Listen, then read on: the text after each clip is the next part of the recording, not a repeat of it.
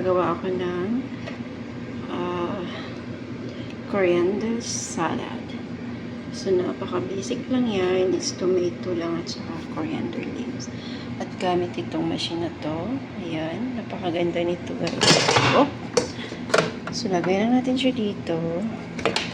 Tapos, ganito yan lang natin siya. See?